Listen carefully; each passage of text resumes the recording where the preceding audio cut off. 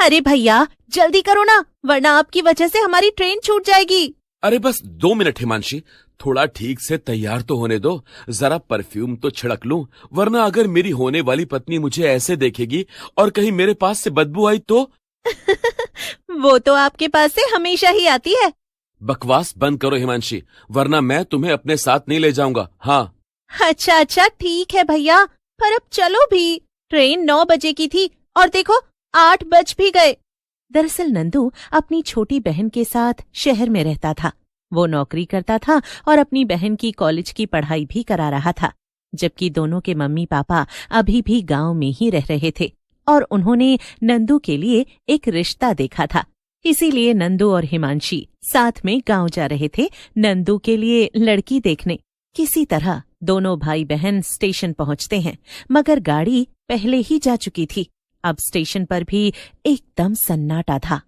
भैया आप यहीं रुको, मैं वो टिकट काउंटर पर पूछकर आती हूँ कि अगली ट्रेन अब कब आएगी। हिमांशी टिकट काउंटर पर जाती है और पूछती है, भैया ये रामपुर जाने वाली अगली ट्रेन कब आएगी? है अगली ट्रेन?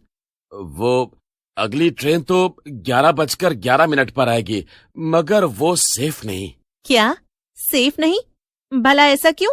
उस ट्रेन में एक चुड़ैल आती है, गोलगप्पे बेचने वाली चुड़ैल। क्या? अरे भैया जल्दी से टिकट दो, मेरे पास ये बकवास सुनने का समय नहीं है। ठीक है ये लो, मगर ध्यान रखना गोलगप्पे मत खाना। मैं तो जरूर खाऊंगी। चलो अब जल्दी टिकट दो। हिमांशी 2 टिकट लेकर अपने भाई के पास आ जाती है। देखो हिमांशी, स्टेशन पर कितना सन्नाटा है ना। हाँ भैया, लेकिन देखो ना, मुझे अगली ट्रेन की 2 टिकट मिल गई। अब हम वक्त पर गांव पहुंच जाएंगे। दोनों भाई बहन बहुत खुश थे। थोड़ी देर में ही ट्रेन आ जाती है और दोनों ट्रेन में बैठ जाते हैं। ट्रेन पूरी खाली थी। बड़ी अजीब बात है, पूरी ट्रेन खाली है। अरे हिमांशी, पूरी ट्रेन कैसे खाली हो सकती है भला? कोई ना कोई तो ट्रेन चला भी रहा होगा। हाँ ये भी सही है। मगर देखो ना भैया, जल्दबाजी में मैं घर से कुछ खाने पीने का सामान नहीं रख पाई। अभी कुछ खाने को आएगा तो हम लोग खा लेंगे, ठीक है? काफी देर इंतजार करने के बाद जब कोई नहीं आता तो हिमांशी और नंदू अपनी अपनी सीट पर सो जाते हैं। लेकिन तभी अचानक से एक स्टेशन पर एक औरत ट्रेन में चढ़ जाती है।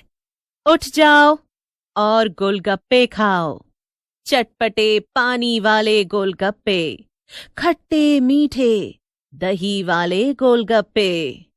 अचानक से आधी रात में गोलगप्पों का सुनकर हिमांशु और नंदू चौंक ही जाते हैं। है ये क्या? रात के 1 बजे गोलगप्पे कौन बेच रहा है? हाँ ये तो बड़ी अजीब बात है। देखते ही देखते वो औरत हिमांशी और नंदू की बर्थ के पास आ जाती है। उसने लंबा घूंघट ओढ़ रखा था। खा लो ना, गोलगप्पे खा लो, चटपटे तीखे पानी वाले हैं। अरे ये कोई वक्त है क्या गोलगप्पे बेचने का? चली जाओ यहाँ से, हमें गोलगप्पे नहीं खाने, हमें सोने दो। अरे जो भी इस ट्रेन से जाता है मेरे गोलगप्पे खाकर ही जाता है। आप भी खाकर देखिए ना। हमने कहा ना दीदी, नहीं खाना। लेकिन तभी हिमांशी और नंदू के पेट से आवाज आती है। अब तो पेट भी कह रहा है, आप भी मान जाओ ना, खा लो मेरे स्वादिष्ट चटपटे गोलगप्पे। उफ, अच्छा ठीक है, लाओ खिलाओ। हिमांशी और नंदू गोलगप्पे खाने के लिए उठते हैं। रात होने की वजह से ट्रेन में काफी अंधेरा था, इसीलिए कुछ साफ नहीं दिखाई दे रहा था। वो औरत गोलगप्पे बनाने लगती है। ये लीजिए। रुको, मैं टॉर्च जला लूं, यहाँ ट्रेन में तो बहुत अंधेरा सा हो रहा है। क्या? नहीं, ठीक तो है सब। मगर तब तक हिमांशी अपने फोन की टॉर्च जला चुकी थी और सामने का नजारा देखकर वो चौंक जाती है। उसकी कटोरी में जो गोलगप्पा रखा था, उसमें गोलगप्पे के पानी की जगह खून भरा हुआ था। ये देखकर हिमांशी जोर से चिल्लाती है, बचाओ! गोलगप्पे के पानी की जगह खून! नंदू भैया फेंक दो इसे! नंदू और हिमांशी गोलगप्पे फेंक देते हैं, मगर ये देखकर औरत को बहुत गुस्सा आ जाता है। ये क्या किया? मेरे गोलगप्पे जमीन पर फेंके?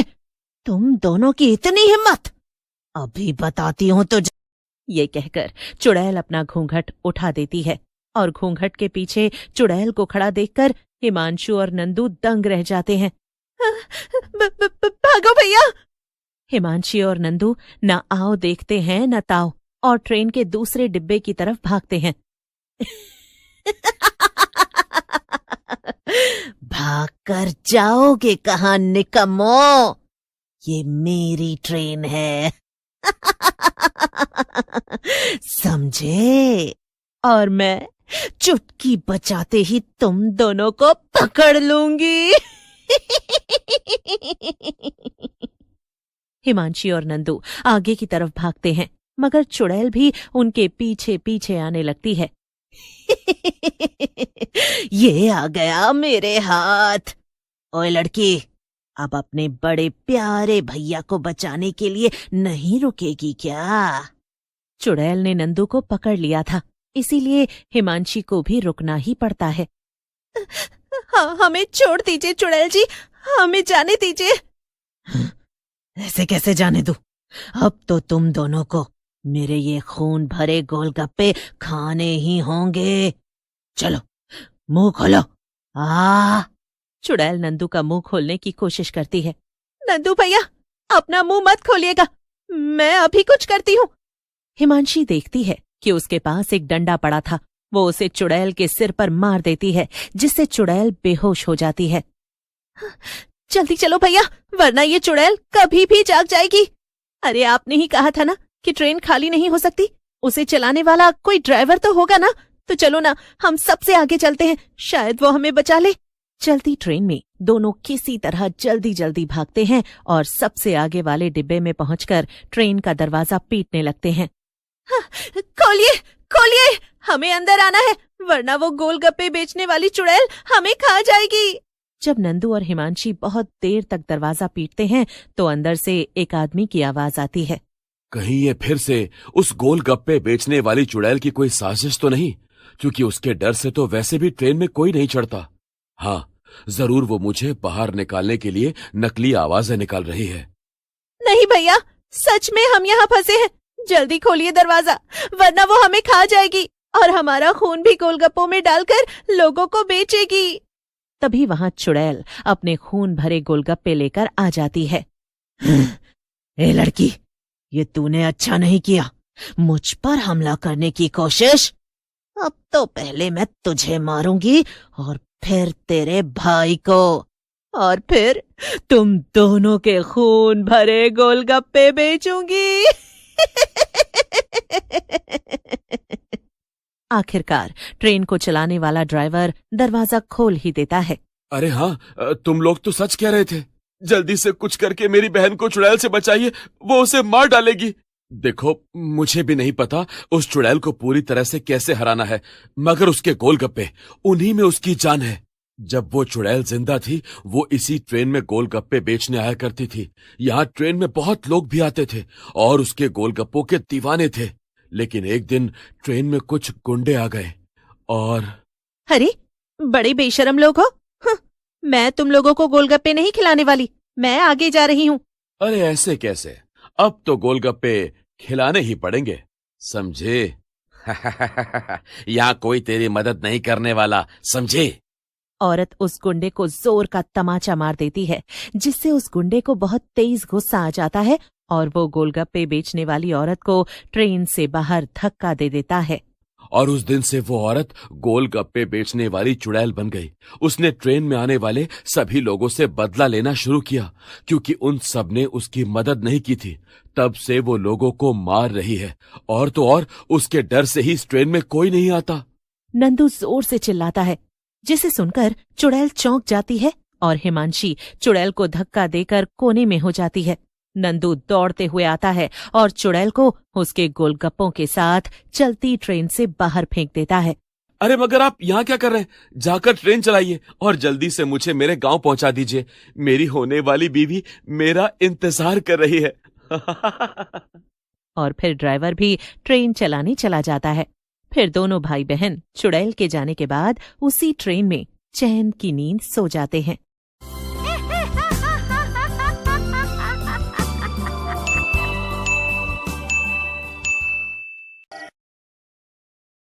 एक शहर दिल्ली में रमन नाम का एक लड़का रहता था। वो शीला नाम की लड़की से बहुत प्यार करता था। एक दिन रमन और शीला एक पार्क में बैठकर बातें कर रहे होते हैं। तभी शीला रमन से कहती है, रमन, हम बहुत दिनों से एक दूसरे को जानते हैं, अब हमें शादी कर लेनी चाहिए। शीला की बात सुनकर रमन शीला से कहता है, शादी? लेकिन शीला, इतनी जल्दी? मेरा मतलब है कुछ दिन और रुक जाते हैं, फिर कर लेंगे। जल्दी क्या है?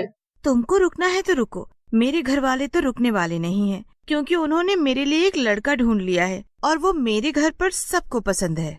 शीला की बात सुनकर रमन उदास हो जाता है और शीला से कहता है, शीला, ऐसी बातें मत करो। तुम जानती हो मैं तुमसे प्रेम करता हूँ और शादी करना चाहता हूँ। अगर तुम्हें मुझसे शादी करनी है तो कल अपने घर वालों को लेकर मेरे घर चले आओ, नहीं तो मेरे घर वाले मेरी शादी किसी और से कर देंगे और तुम मेरी शादी में वेटर का काम कर लेना, समझे? ऐसा कहकर शीला वहाँ से चली जाती है। शीला के जाने के बाद रमन सोच में पड़ जाता है। रमन पूरी रात सोच में पड़ा रहता है और सुबह होते ही तैयार होकर शीला के घर चला जाता है। शीला के माता पिता रमन को देखकर हैरान हो जाते हैं। रमन अपने और शीला के बारे में उन दोनों को बताता है, जिसे सुनकर शीला के पिता गणेश रमन से कहते हैं, देखो बेटा रमन, हमें इस शादी से कोई परेशानी नहीं है। तुम एक अच्छे लड़के लग रहे हो और जब तुम दोनों आपस में प्रेम करते हो तो हम दोनों को क्या आपत्ति है? गणेश की बात सुनकर रमन और शीला बहुत खुश हो जाते हैं। तभी गणेश दोबारा बोलते हैं, लेकिन एक बात बताओ बेटा, तुम अपनी जिंदगी का इतना बड़ा फैसला ले रहे हो, लेकिन तुम्हारे माता पिता यहाँ नहीं हैं, ऐसा क्यों? गणेश की बात सुनकर रमन परेशान हो जाता है और चुप हो जाता है। रमन को परेशान देख गणेश की पत्नी सीता बोलती है, तुम भी ना बेचारे को इतना डरा दिया। अरे अभी शादी थोड़ी हुई है, अरे ले आएगा अपने माता पिता को तुमसे मिलवाने के लिए, इतना क्या दबाव डाल रहे हो? सीता की बात सुनकर रमन चैन की सांस लेता है और थोड़ी देर वहाँ बैठकर चला जाता है। फिर कुछ दिनों में ही रमन और शीला की शादी हो जाती है। एक दिन शीला रमन से कहती है, रमन, देखो देखो, तुमने हमारे घर वालों को अपने माता पिता और घर के किसी भी सदस्य से नहीं मिलवाया। मैं शादी के समय कुछ नहीं बोली, लेकिन अब मैं उनसे मिलना चाह रही हूँ। मुझे भी अपनी सहेलियों की तरह ससुराल देखना है। शीला को गुस्से में देख रमन बोलता है, हाँ हाँ, क्यों नहीं, हम चलेंगे मेरे गांव। तुम चिंता मत करो, मुझे कुछ दिन का समय दो। मैं अपने ऑफिस का काम खत्म कर लूं, फिर हम गांव ही चलेंगे। ऐसा कहकर रमन वहाँ से चला जाता है। धीरे धीरे गांव जाने का समय आ जाता है और जिस दिन की ट्रेन होती है, रमन शीला से कहता है, शीला, मैं ऑफिस के काम में फंस गया हूँ, मैं अभी नहीं जा पाऊंगा। तुम ऐसा करो, अकेले गांव चली जाओ। मैं अपने भाई चमन से कह दूंगा, वो तुम्हें स्टेशन से ले लेगा। और हाँ, 2-3 दिन में अपना काम खत्म करके मैं भी वहाँ आ जाऊंगा। ओके? शीला को रमन की ये बात अच्छी नहीं लगती, लेकिन फिर भी वो ट्रेन में बैठकर रमन के गांव शाहपुर पहुंच जाती है। रात का समय होता है। शीला ये देखकर घबरा जाती है। ये स्टेशन कितना डरावना है, कुत्ते कितनी जोर जोर से रो रहे हैं, ऊपर से रमन का भाई भी रमन की तरह कितना गैर जिम्मेदार है, अभी तक स्टेशन नहीं आया। एक काम करती हूँ, अकेले ही यहाँ से चलती हूँ। शीला वहाँ खड़े खड़े सोच ही रही होती है कि तभी वहाँ एक बूढ़ा आता है और शीला को बोलता है, शीला बेटी, यहाँ से चली जाओ, यहाँ से चली जाओ, नहीं तो मारी जाओगी। बूढ़े की बात सुनकर शीला घबरा जाती है और स्टेशन से बाहर आ जाती है।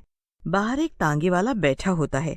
शीला तांगे वाले के पास जाती है और बोलती है, तांगे वाले भैया, मुझे शाहपुर जाना है, चलोगे क्या? शाहपुर का नाम सुनकर तांगे वाला डरते हुए कहता है, शाहपुर?